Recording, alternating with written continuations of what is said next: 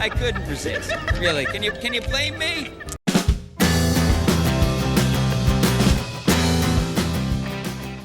Hello everybody, welcome back to the channel, and again, huge thanks to the subscribers. Really means a lot that you're subscribing, and definitely encourages me to keep doing it, and I do really enjoy it, and I love connecting to these different people on YouTube, BookTube, ScriptTube.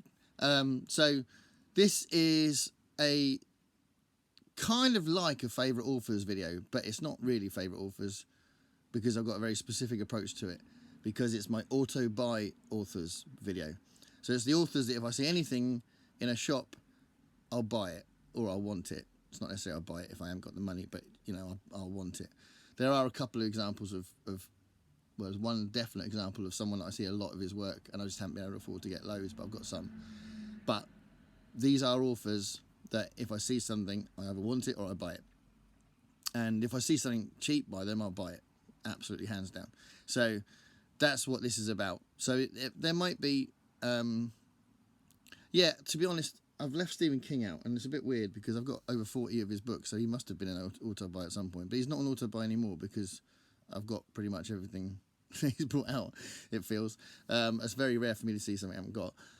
So I haven't included him, but I could have done. And I'd have to include him on a favourite authors thing because I've read so much of what he's done and like it so much. But anyway, I'm waffling.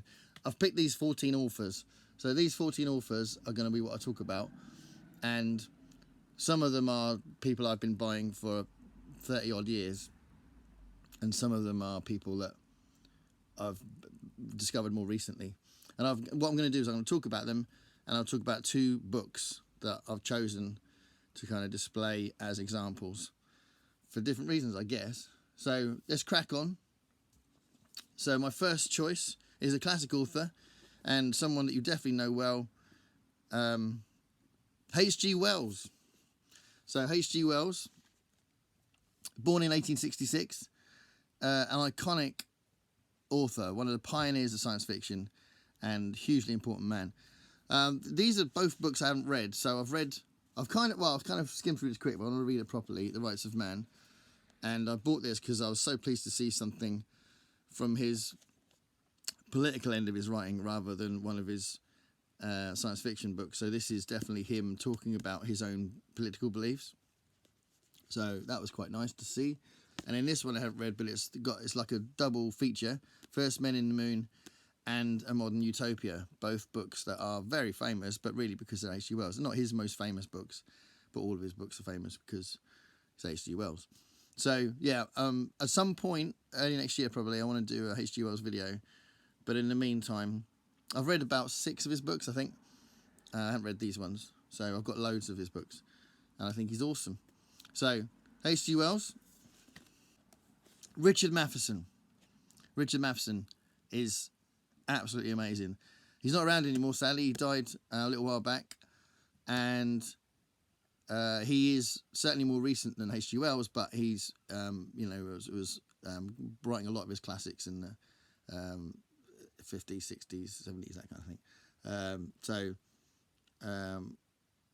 He wrote most famous for I Am Legend, which I did a video on, and The Shrinking Man, and he's done loads and loads of short stories, and I have got multiple copies of some of these books because I love them. They mean a lot, and if I find something, I can't resist it.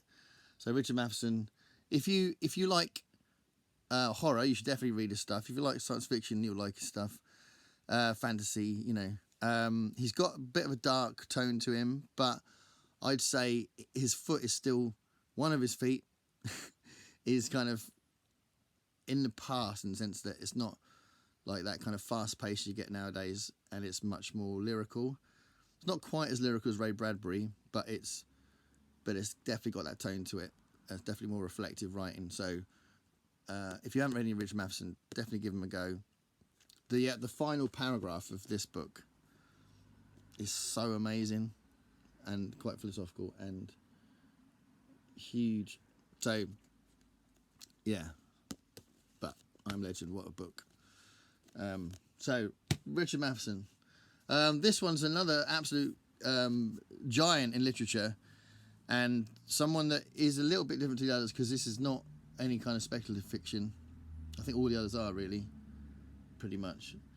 But I love the way he writes, and there was one of his books I didn't quite like as much as the other ones. I've read, again, about 6 of his books, and one of them I didn't like quite as much, but I still enjoyed the writing, the actual prose itself, and his descriptive style is beautiful, absolutely beautiful, and it's very impactful the way he sets the scene and his characters. And this is the great John Steinbeck.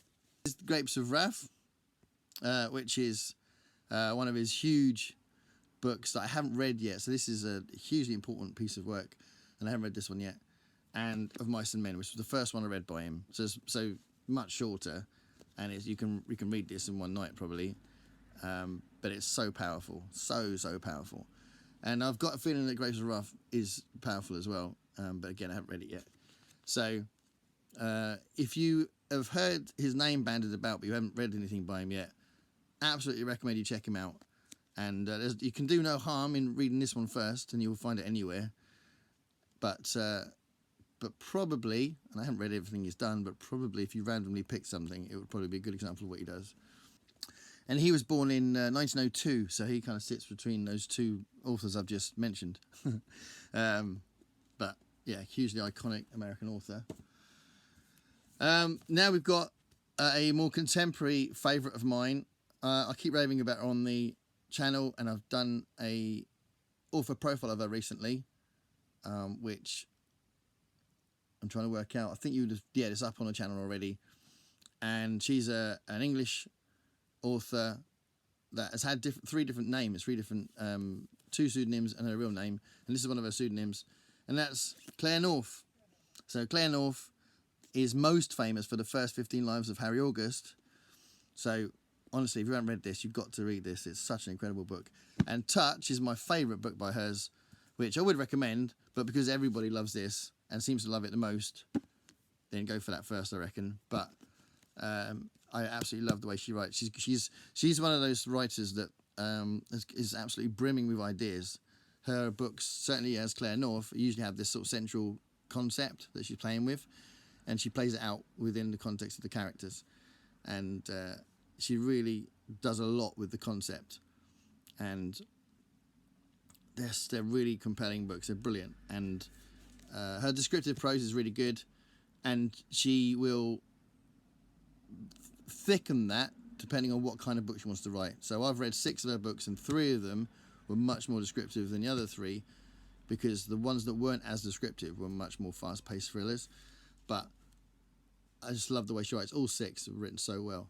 So if you haven't read any Claire North, I would absolutely recommend her again. I'm always recommending it. But yeah, those are good recommendations, and this is her most famous one.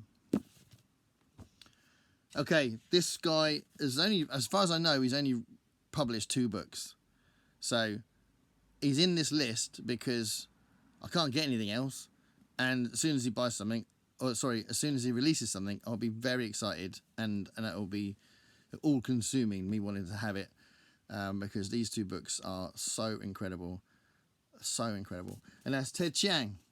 So Ted Chiang, Exhalation, and Stories of Your Life, both short story collections, and both incredibly deep, reflective, powerful stories on the human condition and what we're like as humans. And they're kind of like what-if stories about if this happened in technology or in our society, how would we react to it?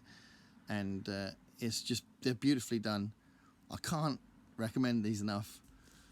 And he's definitely an auto-buy author, even though clearly I don't get the chance very often because he's only written 2 books. But I hope he brings out more stuff. He must have written some more since then, because that would be weird, wouldn't it, if he only ever writes 2 books.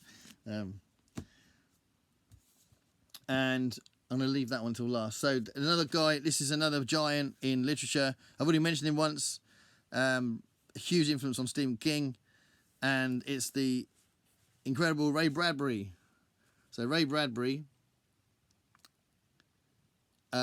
is a man that I recently did that Desert Island Books with Sean, and I included the huge volume of short stories, which I think is over there. There it is. There's a whole load of Ray Bradbury there. on the desert island, because it's not just the stories are great, but the way he writes is great, and fully immersive, beautiful pastoral prose. And I wouldn't want to be without Ray Bradbury. And if anything comes out I haven't seen, if I see anything that I didn't realise existed, then I'd get it.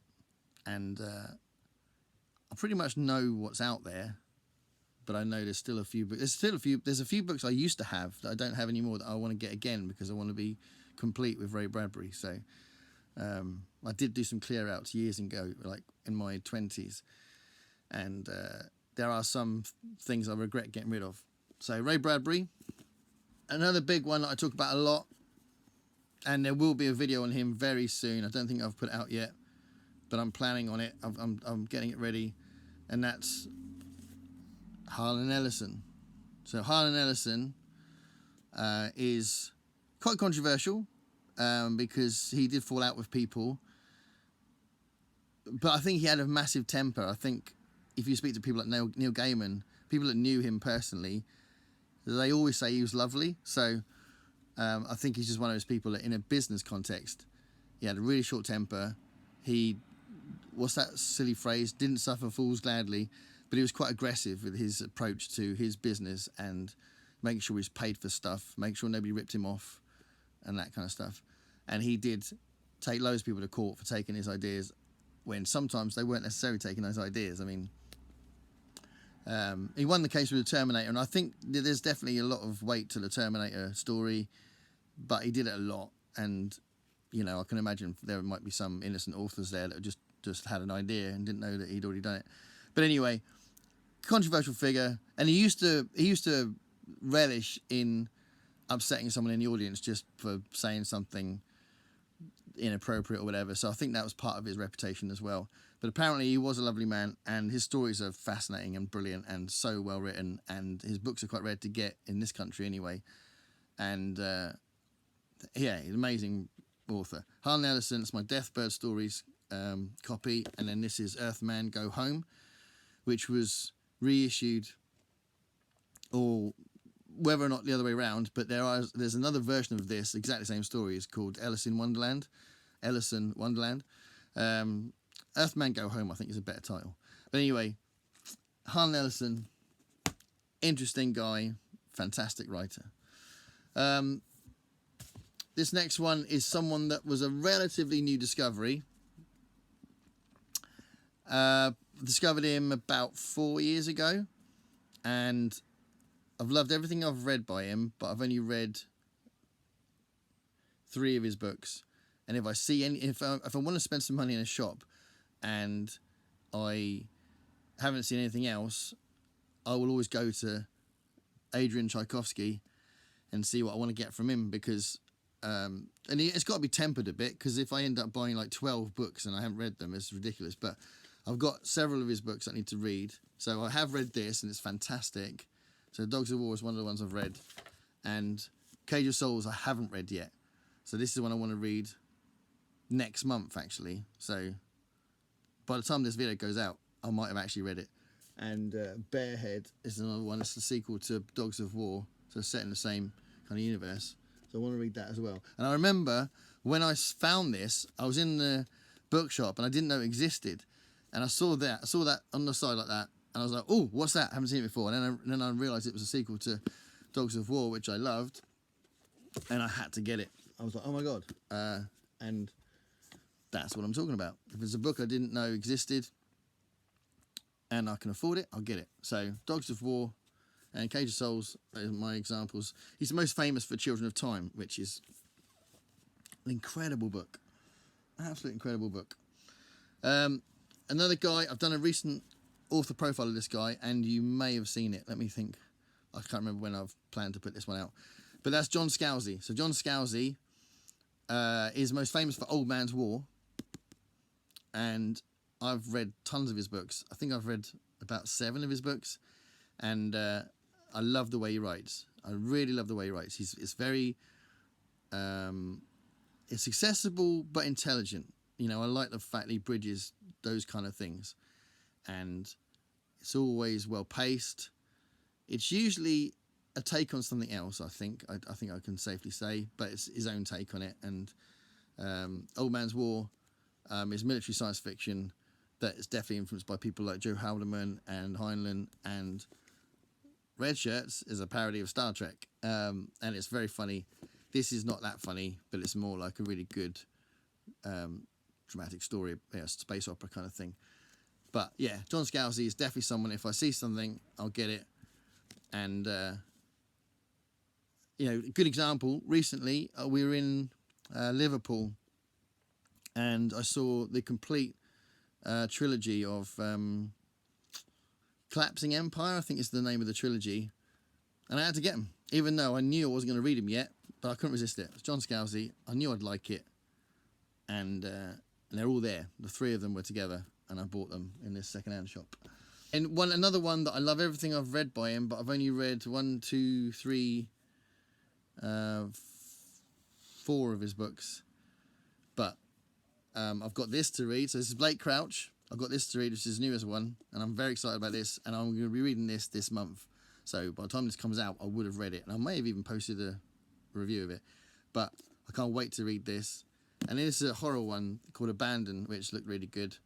So this is slightly earlier, because apparently I've heard that the ones he wrote before the Pines trilogy, Wayward Pines trilogy, have got a different tone to them, different way of writing. So this is one of the older ones. So I don't know if that's true, but this is his newest one, and I think it's probably more in the style of Dark Matter and Recursion, which are two of my favourite books. So Blake Crouch. Going back to the classics, he was a contemporary of John Steinbeck, because he was born in 1903, and it's John Wyndham. John Wyndham, I did do a video of John Wyndham, so if you're interested in watching that, I covered sort of 5 of his books and talked about a little bit of biographical stuff, and I talked about his style and what kind of stories he writes. But yeah, if I see anything I haven't got, I'll get it. And recently, actually, I've seen a couple of things and got them because I didn't know about them or didn't have them yet. So The Chrysalids is one of my favourites, and Day of the Triffids, predictably, is my favourite. I think it's just a phenomenal book, absolutely phenomenal book, and I know that every time I read that, I'll love it. And it's one of those books that it's a great concept. It's quite influential, I'd say. So it's like one of those early examples of that sort of science fiction horror hybrid, but it's paced really well and it's got a great ending. So Day of the Triffids, I mean, this has got a good ending as well. He's good at endings, John Wyndham. Another classic author from the Silver Age, I think. The Silver Age of science fiction, and that's Ursula K Le Guin. So if I see anything that I haven't got by her, I'll get it. This is her most famous book, Left Hand of Darkness, and it really deserves the reputation it's got. It's beautifully written. It's ahead of its time. It discusses issues that are still being discussed now, and she just writes really well. I think she writes really well. I think, and then the Earthsea books, The Wizard of Earthsea, and the rest of them are here in this sort of compilation of books. There's the first 4 books in the Earthsea books. So this is a fantasy book series, but most of what she's written has been science fiction. And again, I've done a video of hers as well. So if you fancy looking at that, that's on my channel somewhere. An author profile of Ursula K Le Guin. And 2 authors to finish off that are much lighter, and but again, if I see anything by them, I get very excited. So this first one hasn't done that much. I think let's try and think. 1, 2, 3, 4, 5, possibly only 5 books. So whether or not they're going to do more, they may do. I think the one over there is quite new, so I think they're still writing. But this is Yahtzee Crossshaw. So Yahtzee Crossshaw, if I see anything by him, I'll buy it. This is definitely one of the funniest books I've ever read. I love it. Absolutely loved it. I was laughing out loud while I was reading it. And it's exactly my kind of book. Really enjoyed it. So if I see anything by him, I'll buy it. And this is differently Differently Morphous, which is like an X-Files parody. So I haven't read this yet, and this is on my list to read. Yeah, and Jam. And Jam is a kind of post-apocalyptic disaster kind of novel around the idea that the surface of the earth has been covered by toxic jam. And yeah, it's a lot of fun, that book, and it's all centered around these office workers trying to get around this horrific landscape of jam. But yeah, I think he's brilliant. So Yahtzee Crossshaw is another one. And last but no means least, one of my authors that I collect is the cartoonist collection, and I've picked him because, well, he's kind of got double status with Charles Addams in some ways, but there's something special about him because Charles Addams is quite celebrated because of the Addams Family, the TV show and the films. So a lot of people know more about Charles Addams. So although a lot of people who know about the Addams Family don't realise it comes from these single panel cartoons that Charles Addams drew, but Gavin Wilson is pretty unknown, I'd say. So if you're a bit of a sci-fi horror nerd, you might know about him because he pops up now and again editing stuff or doing illustrations for stuff. And if you're a cartoonist nerd like me, you might know him, but I think he's just amazing. This cover here is a good example of the stuff he does. But yeah, I absolutely love him, and if there's anything out there that I haven't got yet, I want it. And usually a lot of what he does is quite expensive, it's quite rare, and I've bought a book before that I've seen in a second-hand shop for 20 quid before because it's Gavin Wilson, because it's worth it, because it's so rare. So yeah, Gavin Wilson I'm finishing with because very different to the others. Clearly not about how good his prose is, because he's a cartoonist, but I love him to pieces. So there we are. So 14 authors. I could have made it like around 15, couldn't I? A nice little a number that's divided by 5, which somehow makes it more justified. That almost rhymed. 14 authors. Please let me know what you think of those authors. And Christ, this is actually quite long. I apologise for rambling a bit. Thanks a lot for watching. See you later. Bye.